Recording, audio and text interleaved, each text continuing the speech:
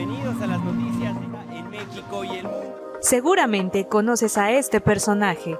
Nació en la hermosa ciudad de Guadalajara, Jalisco. Estudió la licenciatura en Ciencias de la Comunicación por el Instituto Tecnológico y de Estudios Superiores de Monterrey en Guadalajara.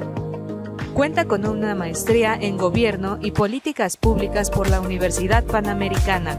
Gracias a esto y por su elegante forma de vestir, su simpática y agradable sonrisa, se le abrieron las puertas en la gran televisora Azteca Jalisco. Posteriormente trabajó en Proyecto 40 como corresponsal de Nueva York. A lo largo de su carrera ha logrado trabajar en programas de radio como Preguntas Más, Preguntas Menos, Políticamente Incorrecto, Antes del Amanecer, y en televisión con el programa Noticias de Ida y Vuelta. Fue también moderador junto a Elisa Lanís en el debate de candidatos para la gobernatura de la Ciudad de México 2018. En su faceta como escritor, trabaja en la columna semanal Polígrafo Político en el periódico Victoria. Cuenta con un podcast de noticias de México en inglés, el cual actualiza diariamente.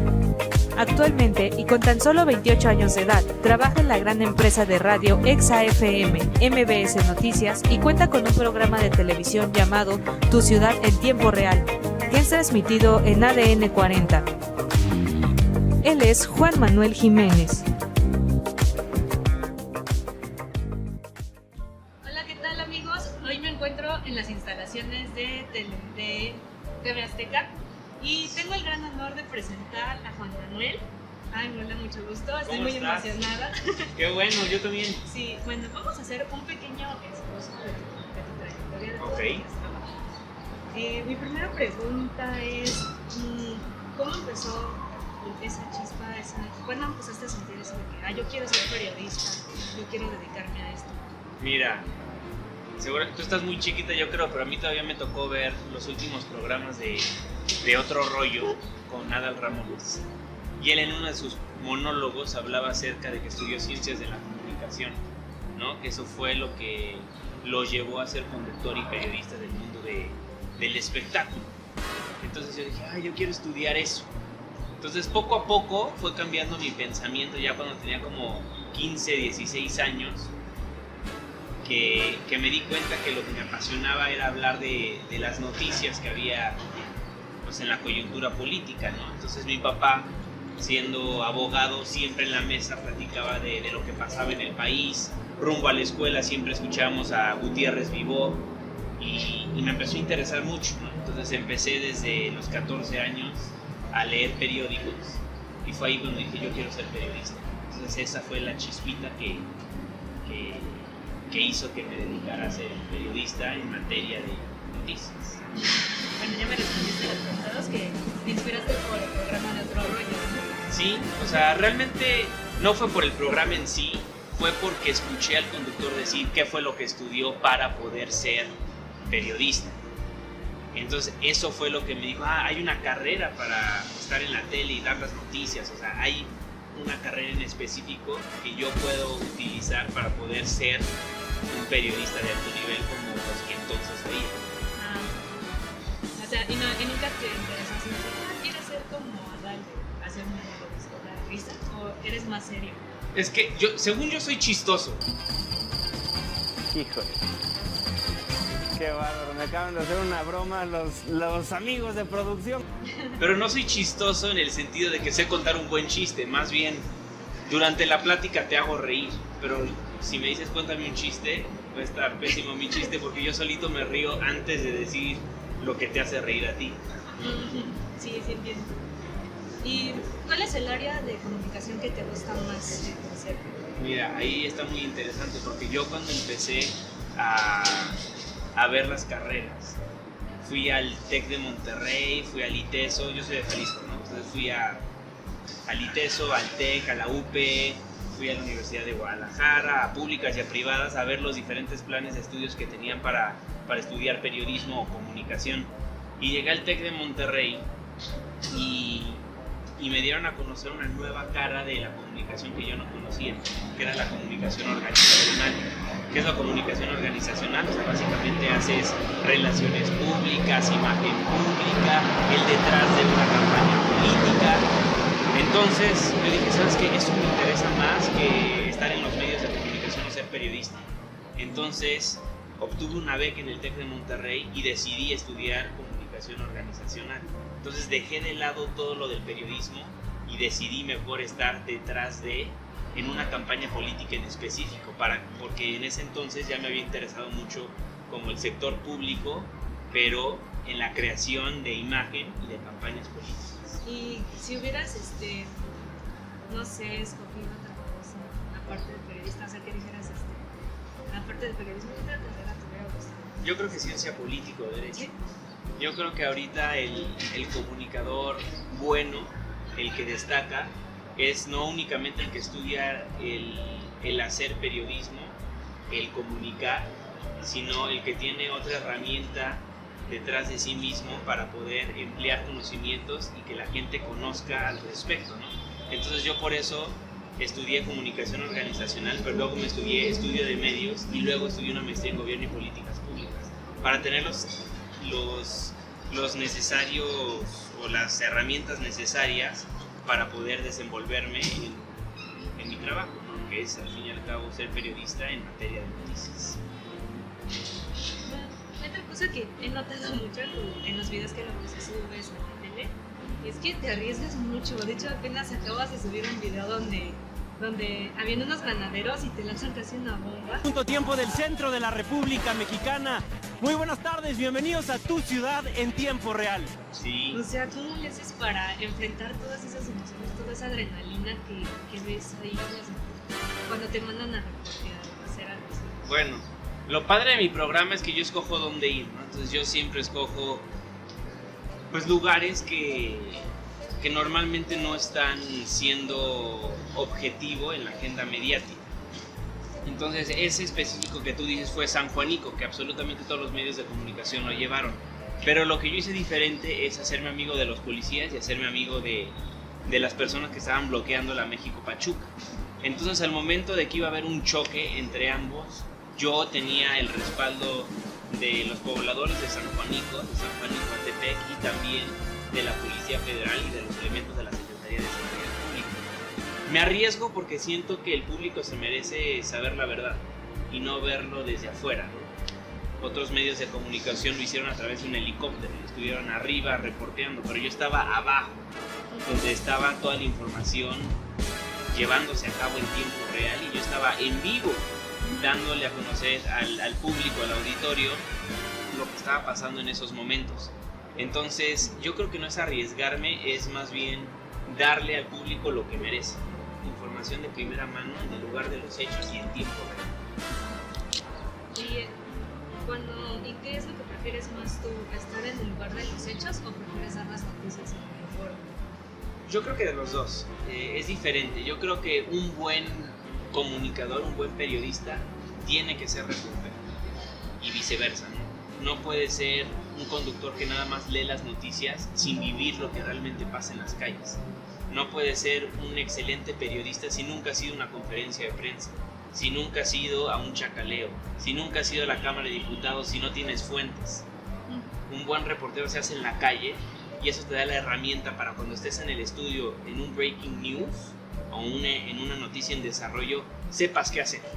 Por ejemplo, yo veía varios programas de televisión cuando se estrelló un avión en Durango, no sé si te acuerdes, se estrelló un avión en Durango y muchas personas que únicamente se dedican a leer las noticias no sabían qué decir, porque tenías que tener esa imagen en vivo, pero pues se quedaban callados y describían el avión y describían lo que podía ser, y hasta que su producción no les mandaba qué leer o les conseguía una entrevista, no podían sostener 10-15 minutos al aire porque no saben qué es ser reportero. Entonces, por ejemplo, ahí lo que yo hubiera hecho si hubiera estado en vivo en estudio es, probablemente ahorita va a llegar Secretaría de Protección Civil, probablemente ahorita va a llegar el gobernador, tiene que haber comunicado, lees los tweets porque sabes cómo se empiezan a comunicar las personas, empiezas a hablar de los heridos, de los probables responsables, y empiezas tú a hilar tu historia que te da la calle esas herramientas. Si únicamente te dedicas a estar en estudio, no vas a saber qué hacer cuando ese momento llegue, que llega bastante seguido en nuestro país, lamentablemente. He visto también muchas opiniones de la gente que dice, dejen de poner noticias crueles, ya, pongan algo más entretenido, y a veces prefieren hasta cambiar y ver otra cosa. Sí. Y a veces hasta ni se dan cuenta de cómo, de que muchas veces hasta a un periodista le llega a doler ese tipo de noticias. Claro. Y entonces, ¿cómo le haces tú para controlar eso? Porque también en la escuela me han dicho que tienes que ser tranquilo, o sea, no expresar emociones a la hora de dar una noticia. ¿Cómo le haces tú? Mira, somos humanos, eso es una realidad. Antes de ser periodista, soy Juan Manuel Jiménez, un ser humano como tú y como todas las personas que me van a ver a través de la televisión. La gran diferencia es que yo tengo que dejar de lado el ser humano y ponerme mi cachucha de ser periodista.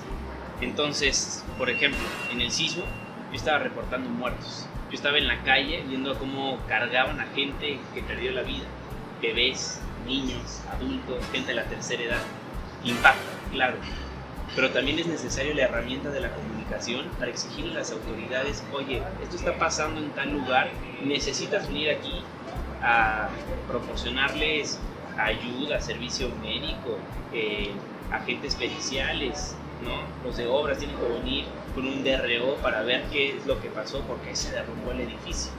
Entonces tienes que dejar de lado todas las emociones que puedes sentir en el momento, que son naturales, que sí se te puede salir al aire porque todos somos humanos y la gente va a entender, pero también tienes que entender como periodista que tu trabajo es eso, reportar la información, tampoco ser muy cruel al respecto, y si estás con una persona que acaba de perder a su familiar, tampoco meterle el micrófono, tampoco ser insensible, pero tal vez sí te puedes acercar con ella y decir, oiga, me permite una entrevista, qué fue lo que pasó, y ya que ellos solitos te vayan diciendo. Y si no te quieren decir nada, pues comentas que después de que saliste del aire, platicaste con esa persona y te dejó saber ciertas cosas, y lo vas contando de una manera amable. Yo siempre trato de acercarme a las personas con una sonrisa, siendo cariñoso inclusive, para generar cierta confianza con la persona con la cual vas a platicar, para que se den cuenta que no únicamente quieres la nota, quieres el rating, sino que eres humano y quieres reportar acerca de algo que está pasando, que es importante para que la gente conozca. Porque al fin y al cabo, y hablando de las noticias tristes, en nuestro país es una realidad. 2017 fue el año más violento en la historia de México, 2018 pinta para estar peor. Las cifras ya del Secretariado Ejecutivo Nacional de Seguridad Pública lo han dicho. Y es una realidad de la cual yo le tengo que reportar, de la cual le tengo que informar al auditorio, porque a través de los medios de comunicación es como vamos a presionar a la autoridad y decirle, estamos pendientes de lo que está pasando. No somos ignorantes de las cifras que ustedes tratan de maquillar. Por ejemplo, esta semana el secretario de Seguridad Pública de la Ciudad de México, el ingeniero Raimundo Collins Flores, daba a conocer que desde que él llegó han bajado los índices delincuenciales en la Ciudad de México. Le dediqué 10 minutos en mi espacio radiofónico a decirle que no nos mienta. Si bien han bajado, en más de 100% ha incrementado el número de narcomenudeo, 3% el feminicidio, 2% el robo a casa habitación. Entonces, ¿ha bajado qué? ¿No? O sea, no nos pueden mentir. Por eso es importante la comunicación para decirle, a ver, eres el único que está diciendo eso, eres el único que se está poniendo una estrellita en la frente a sí mismo. Estás presumiendo tus logros que no vemos los ciudadanos, porque siguen habiendo robos en el metro, siguen habiendo extorsiones, corrupción, robo a mano armada, homicidios, feminicidios, narcomenudeo, extorsión. De todos los delitos han ido incrementando poco a poco. Entonces, que un servidor público salga a los medios de comunicación a decir bajaron los índices delictivos, también es nuestro deber como periodistas estar bien informados, tener las herramientas de organizaciones no gubernamentales, civiles, sociales, y decirle, claro que no nos mientan. Entonces, si bien tenemos que reportar las cosas malas, es para presionar de cierta forma a la autoridad. Sí llega el morbo algunas veces, porque inclusive hay periódicos que se dedican nada más a eso, ¿no? A vender muerte y todo, y se vende y como pan caliente. Amarillistas. Y es otro tipo de comunicación que hay gente, hay público al cual les satisface eso y lo compran y lo ven y les gusta. Hay público para todo. El IFT recientemente en el Día Mundial de la Televisión dio a conocer que el 56% de las televisiones encendidas ven noticias. Únicamente el 46% ve telenovelas o programas de entretenimiento. Entonces estás hablando de que más del 50%, o sea, la gran mayoría de televisiones encendidas ven noticias. Entonces, a pesar de que llega a cansar, es lo que más se consume en la televisión abierta. Bueno, eso es padre, ¿no? Que bueno que ya se toman más. Pero dejando a un lado ya digamos las noticias trágicas, ¿qué es cuál ha sido la experiencia más bonita que te ha tocado como periodista? Híjole, yo creo que son muchas, pero en su gran mayoría las podría resumir en el contacto que tengo con el ciudadano. Cuando un ciudadano te dice, ayúdame por favor, y lo ayudas, la sonrisa que te dan ellos al ver su problema resuelto o que las autoridades ya hicieron algo al respecto, pues es súper gratificante como periodista. O ver que tu trabajo es retomado por otro medio de comunicación también es fenomenal. Puede ser algo tan sencillo como reportar una fuga, te vas al lugar, oye, hay una fuga aquí, y das el hecho y se soluciona eventualmente y te hablan y te dicen muchísimas gracias. O de repente una persona a través de redes sociales o te marcan al teléfono en estudio, te dice, oye, padrísimo tu programa. Ese tipo de cositas yo creo que es el motor que hacen que yo siga con esta labor periodística diaria. Son cosas muy pequeñas que hacen gran diferencia en mi carrera, bueno, en lo personal. ¿Cómo describirías tu carrera en una sola palabra? Emocionante. No sé, te vas a decir que es tu carrera favorita y bueno, es una profesión muy bonita. Y esa de hecho también yo me quiero dedicar bien a esto. Y es para mí un gran honor que me hayas dado la entrevista, que me hayas dado tu tiempo. Estoy muy emocionada. Sí, no qué sé bueno, cómo yo también. sí. Y bueno, ya serían todas las preguntas. Muchísimas gracias, qué linda. Sí. Gracias a ti.